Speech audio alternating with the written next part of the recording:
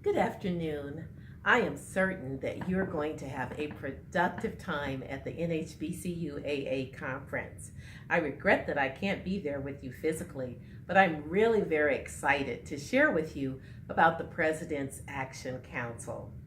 My session is going to focus on leading our HBCU organizations from here to there.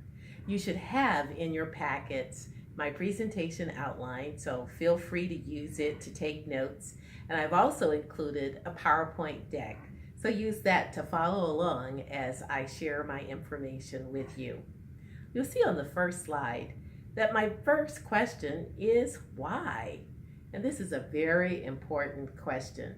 In fact, leaders today are starting all of their actions by focusing on why. If you haven't had a chance to read Marshall Goldsmith's book, then I suggest that you do so.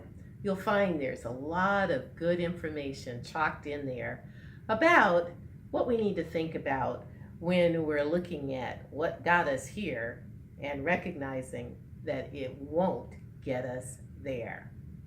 I am so passionate about outcomes. That's why my company is called the Outcomes Management Group. And for the people that have been around me, they know that I always like to start by first focusing on the desired outcomes. So let's take a look at the 4 outcomes that I have established for this session. First, I want you to walk away understanding why PAC is so very important. Then I want you to know how PAC charted its course and where it's headed, and more importantly, what is needed. Well, let's get started. I've got another question for you. Look at that slide. Are you stuck in some success? You know, all of our organizations have been around for a while, and we've done some really good things. And sometimes when we find success, we get stuck there because the things that we did in order to get that success are the things that we continue to do. You know, if you had an HBCU ball and it raised money, you just keep having that ball. Or if you recruited students in your church basement, then you keep recruiting those students in that church basement. But what we've got to think about, if we want to get to a new place today, then we've got to think about doing some things differently. In fact, in the next slide, you will see that our same thinking, our same mindset, and our same actions, they're going to get us the same results. You've heard that before, right? If you keep doing the same thing, you're going to get the same results. And if you're expecting different results, that's insanity. Well, we want to make sure that as we move forward doing some things differently. And that's why PAC came into existence. So how did this little entity evolve? It all started with NHBCUAA bringing together leaders from alumni organizations all around the country, and they asked me to serve as the consultant and facilitator. And during those sessions, we brainstormed together and we started by thinking out of the box, not using our traditional ways of thinking and building upon each other's ideas. And I brought along my best model. You see, I've worked with over 125 different organizations all around the country. 50% of them representing nonprofit organizations, 25% in the government sector, and 25% in the private sector. And here's what I found out. When organizations that focused on 4 key characteristics did so, they achieved their maximum results. I'd like to say they were extraordinary results. And so let's take a look at what those 4 characteristics are. They form an acronym called BEST. And you'll see on the slide that B is about bright. And when we focus on bright, it's all about focusing on our image. And the outcome that we achieve when we focus on our image is our ability to attract. And you know that today we need to attract more alumni to become a part of our organization, especially our millennials. And we want to be able to attract new funders and partners and friends and more stakeholders. And then we want to think about excellence, and that's E. And when we focus on excellence, it's all about standards. And when we have standards, the outcome that we achieve is growth. Don't you want your alumni organization to grow? Well, it's all about your standards. S is about satisfaction. And satisfaction is all about meeting our needs and expectations and others. And when we do that, here's the outcome. It's energy. And don't we want our alumni to be excited and eager to come and roll up their sleeves and to get things done and have other people ready to go with us? It's all about expectations and making sure those are met and people are satisfied. And T is about being timely. And when we focus on being timely, it's all about meeting deadlines. And the research shows that when you meet deadlines, you will be able to seize opportunities. What we know today is that opportunities abound very quickly, and you have to be able to respond very quickly. And for those of you who are all about meeting deadlines, you've got the jump start, and you'll be able to seize those opportunities.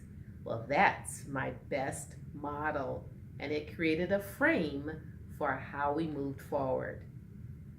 Our first focus was on establishing a mission and a vision. Now, sometimes we get those words all mixed up, and I want us to pause now and make sure we're on the same page. When we talk about mission, it's all about why. It's about why the organization exists, because the purpose drives our decisions, and it also helps us to make sure that we line up the people and our structure and our actions all with our purpose, and that helps us to make sure that we will achieve it. It's also all about making sure that we know what to measure, and our mission, clearly defined, helps us to define our measurement. Today, we work with organizations in making sure their mission statements are concise, because we want everyone in the organization to readily know what the purpose is, because it's going to make sure that we're all on the same page. You see on the next slide that today it's all about 8 words or less. That's pretty concise. And when you take a look at PAC's mission, it simply exists because it's all about assisting our National Historically Black Colleges and Universities alumni organizations to achieve their desired results. So let's think about vision. Vision is about creating a place that's better than the present. You'll see on that slide, it also means that you want it to be lofty because it causes you to stretch. And it also causes you to want to get up in the morning and keep going because it's inspirational. You know, we get tired sometimes, you know, there's lots going on. And it's that vision that gives us the inspiration to keep on moving forward. So let's turn our attention now to PAC's vision. You will see that in the vision, it's all about being recognized globally as a catalyst that ignites transformational change amongst our HBCUAA leaders. It's also an organization that's going to be moving at a fast pace and executing with precision and being a change agent. PAC is also about leveraging assets and using those assets to adjust to current market conditions, and to also be a place that's welcoming and inclusive and responsive. PAC leaders move and they drive to reach new heights, because it's all about our HBCU alumni associations thriving and enduring. That's the vision. Well, next, after creating our vision and our mission, it was important to put together that roadmap that would get us there. And it all started with, dreaming big and thinking about what could we possibly do that would be, remember, different from where we are now. And we defined it in the course of 3 years. So by 2020, what's the picture? Close your eyes and just think with me for a moment that in 3 years, PAC would be an organization that has built a structure where the right people are in key roles, advancing the organization's mission. I mean, when we go around the world even, and you mentioned PAC, people would know that there is a President's Action Council. And when you looked at its membership, we'd see that 95% of our HBCU alumni groups would be represented in this organization. And there would be money in reserve, about $1.6 million. How about that? That's dreaming big. That's going to a new place. And in order to get there, then we have to have some priorities. But we can't do everything. Wish we could. But where must we place our emphasis to get there? We identified 4 priorities, and here they are. Number 1, leadership. Number 2, marketing. Number 3, membership. And number 4, funding. So what do we mean by those priorities? When we talk about leadership, we're talking about presidents at all levels of our alumni associations. Our national presidents, our regional presidents, and our local presidents. All of them working together to really create extraordinary results for our alumni organizations. When we talk about marketing, we're talking about activities that involve outreach to our HBCU leaders and to our stakeholders that will create recognition of the NHBCU Alumni Organization's PAC and its brand and its value proposition. It's all about marketing. We've got to make sure that we get a word out. Membership.